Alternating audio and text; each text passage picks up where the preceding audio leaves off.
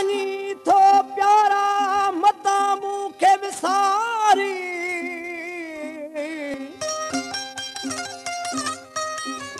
ओ मरी न वञाए मिठड़ा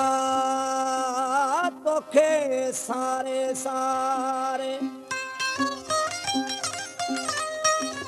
मरी न वञाए मिठड़ा हो तोखे सारे सारे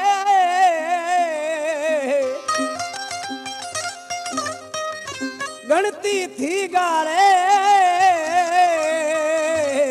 आजाद खान गुलवाणी चए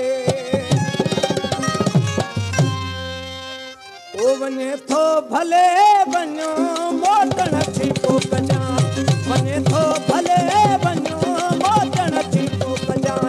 मोटण थी को कजा घना ॾींहं न रहे जाए मोटण थी को कजा घना ॾींहं न रहे जाए वने थो भले वञो मोटण थी को कजा वने थो भले वञो मोटण थी को कजा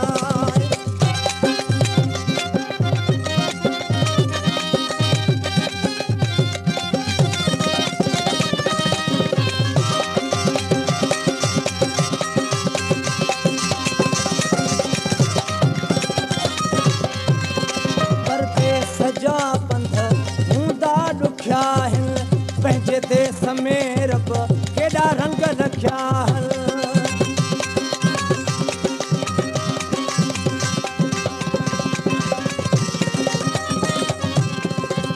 परदेस जा पंध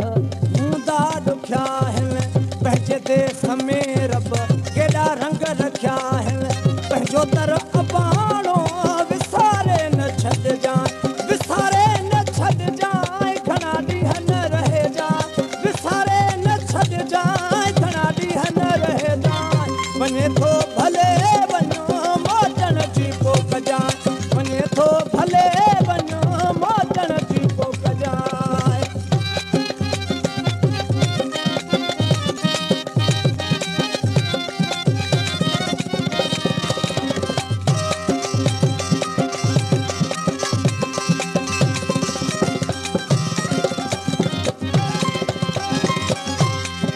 मोर मिठड़ा तूं यार जिगरी तुझी सिक में सन्हड़ा वने दम न निकरी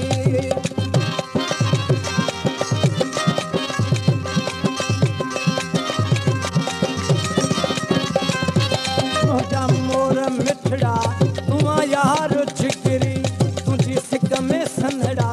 वने दम न निकरी मता भोग भाई पिरी पल में पुज जाए पिरी पल में पुज जाए विसारे न छड़ जाए पिरी पल में पुज जाए घना ॾींहं न रहे जाए वने थो भले वञो मोटण जी को कजाए वने थो भले वञो मोटण जी को कजाए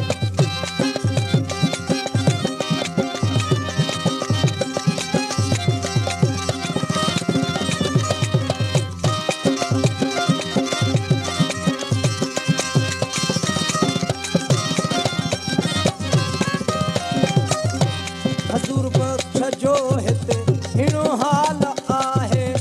सोलंगी ते सोहणा तोॾे ख़्याल आहे